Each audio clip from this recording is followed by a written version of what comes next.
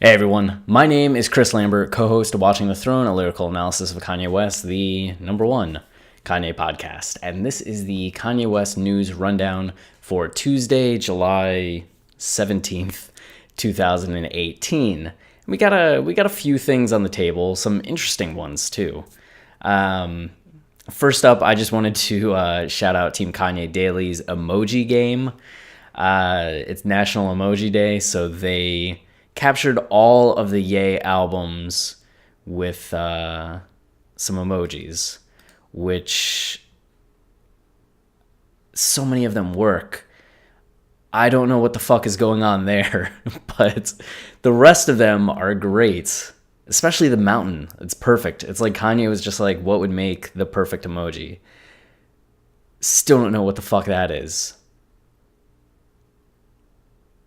Oh, the album cover. Which one? Big Booty Model or... Okay, The Wedding. Put it together. Okay, so that was cool.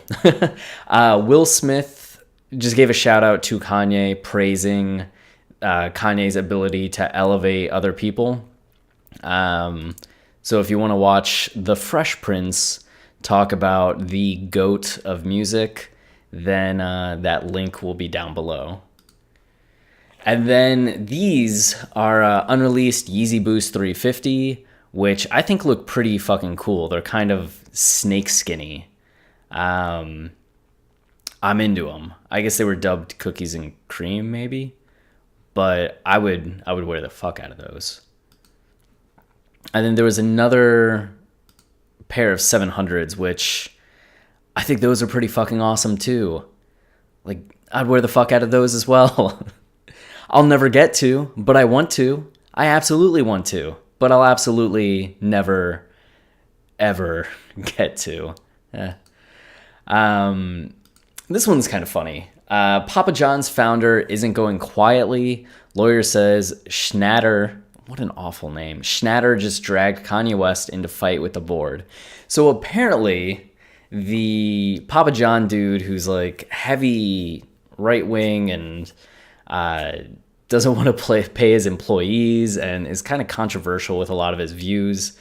The investment group that's behind everything, Laundry Service, which is a weird name for a group, but they wanted Kanye West to become the spokesman for Papa John's. In the wake of Kanye's Trump support and seeming conservative bent. That's what they wanted to go for.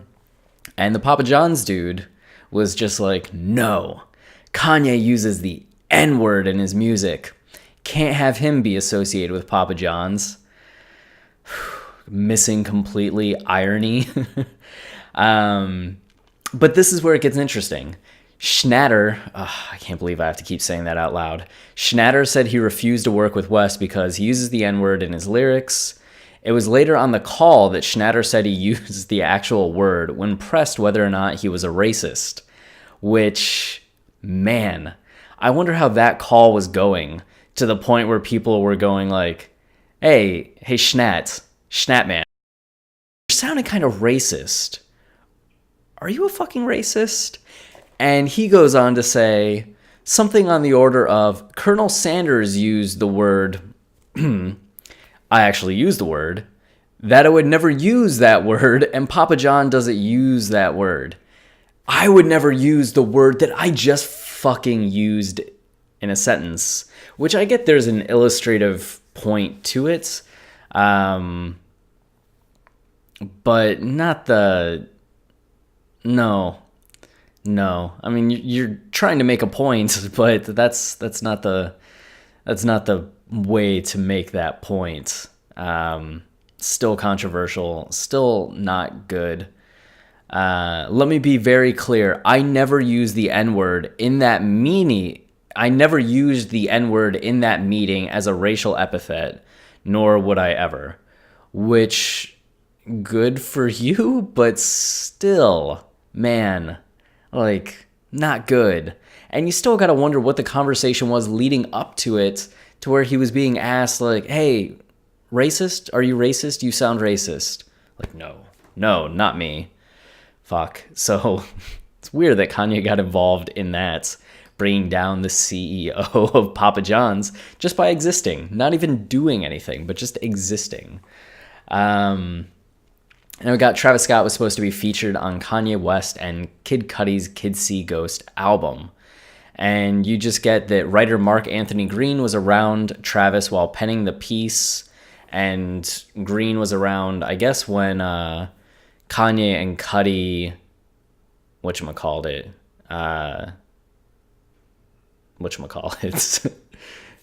FaceTime, when he FaceTimed him. I had to actually pretend to look at my phone to remember what the fucking word is. Jesus. So they FaceTimed, it's right there in the article. Scott and pressed him about sending a guest verse for the collaborative effort prior to Kids See Ghost deadline.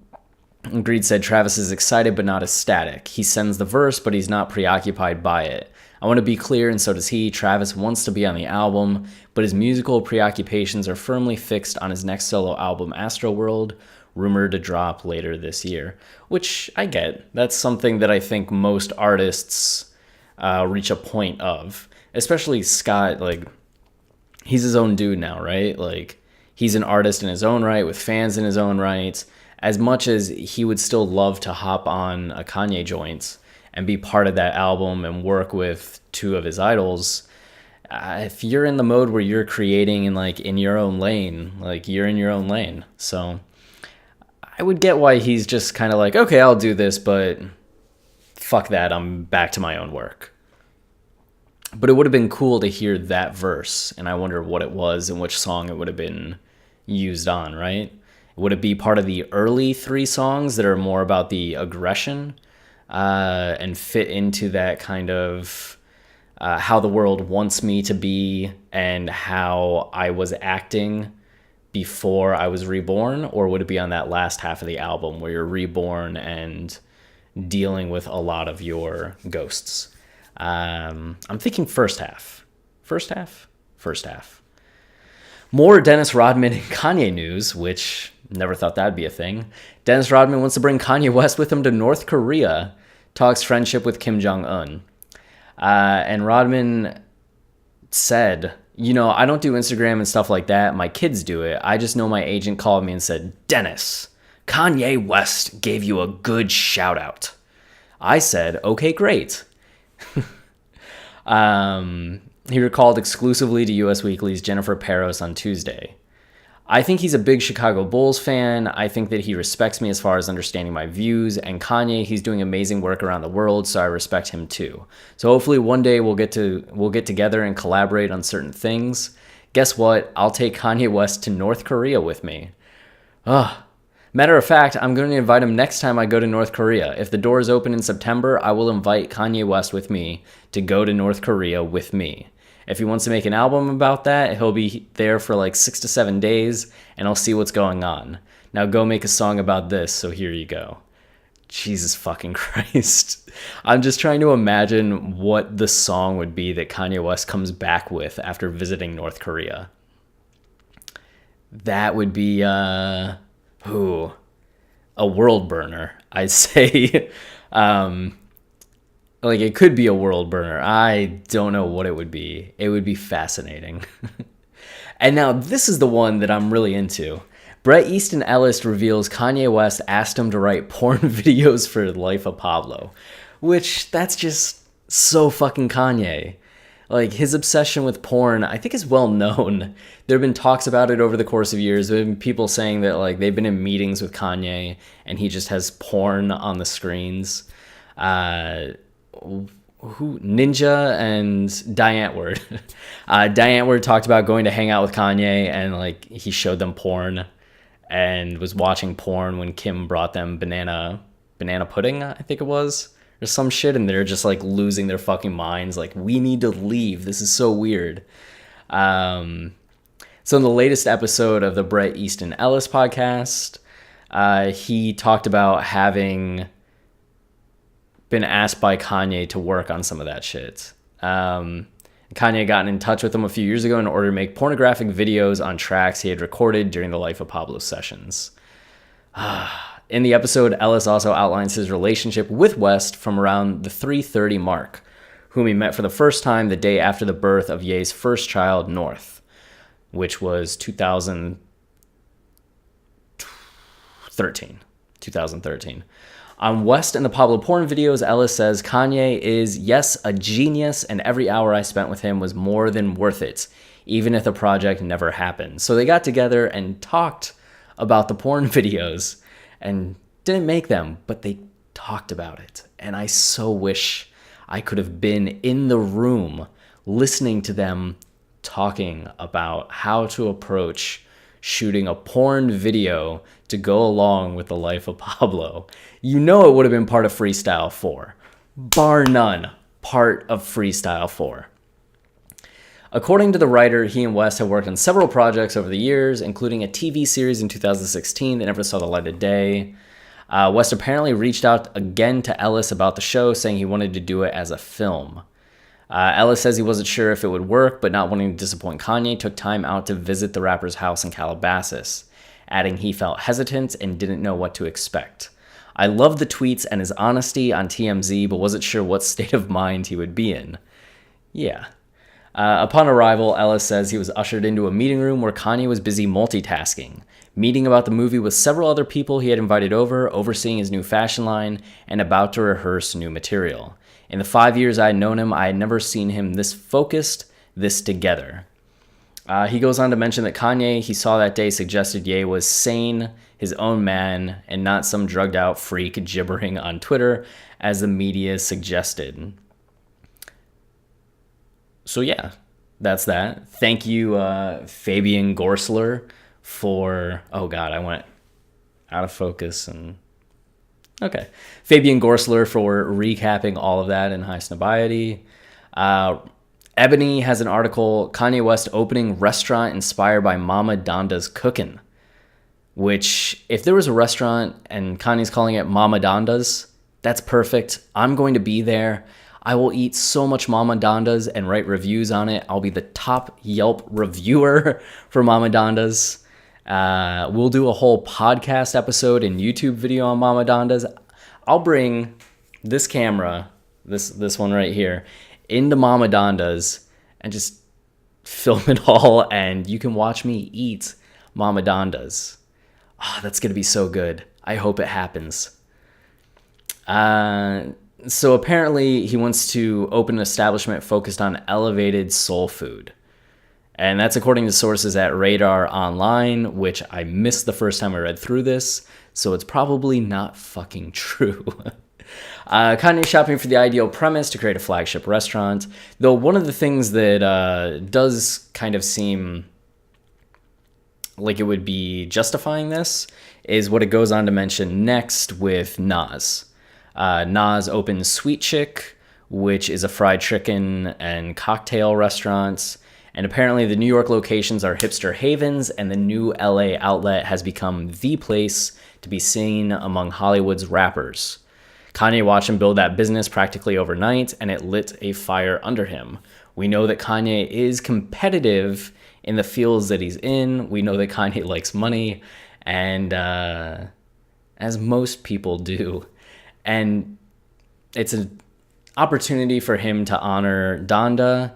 And he was just recently hanging out with Nas, and I'm sure that they talked about things like that. I could just imagine Nas being like, yo, dude, open a restaurant. Kanye's like, yeah, is it good? And Nas is like, yeah, man, you make money. Kanye's like, overhead?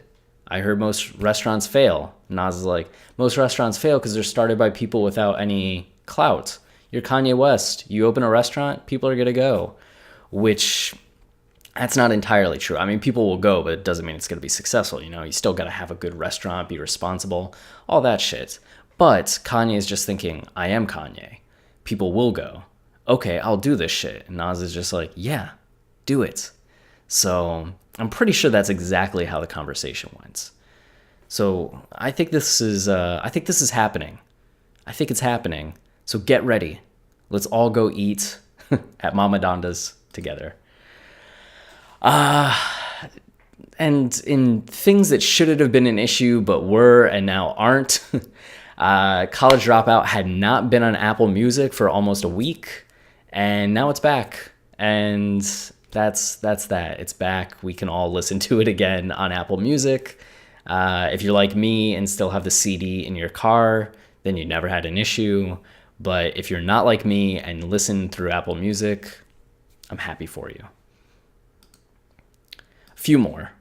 1975's new song. I keep doing this today. I don't know why, but I'm excited. The 1975 new song references Lil Peep, Trump's Kanye tweets.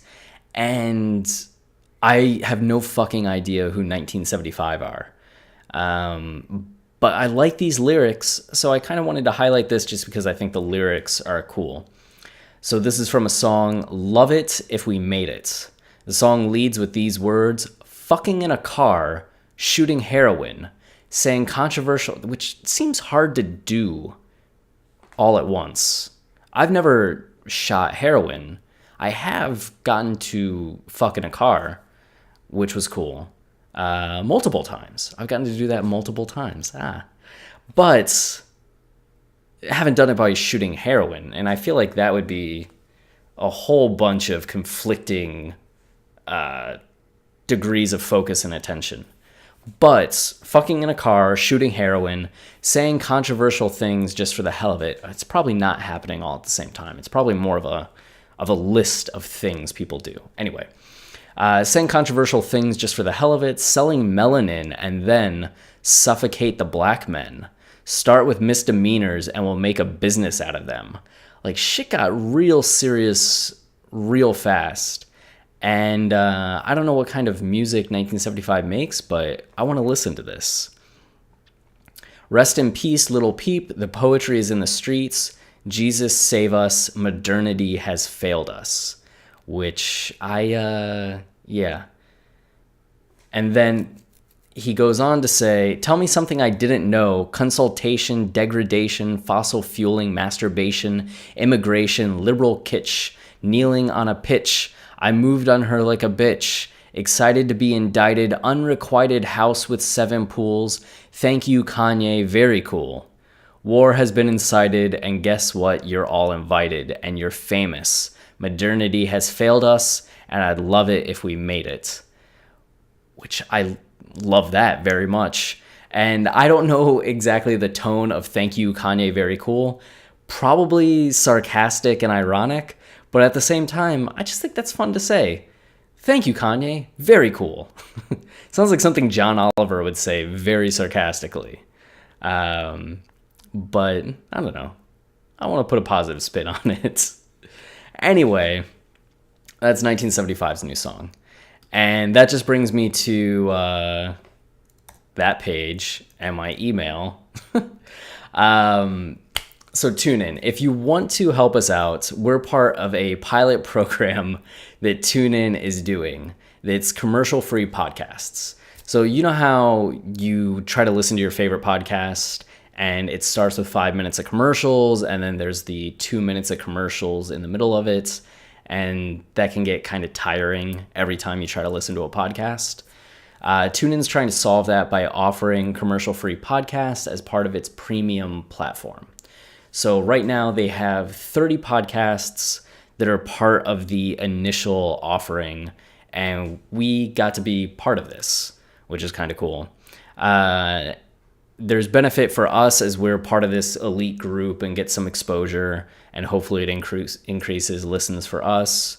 But we also have the opportunity to make some cash if we get people that sign up for a free trial or actually subscribe to TuneIn Premium. So if you want to sign up for the free trial and help us out, I'd be much appreciated, as money would help us do things and money would be nice.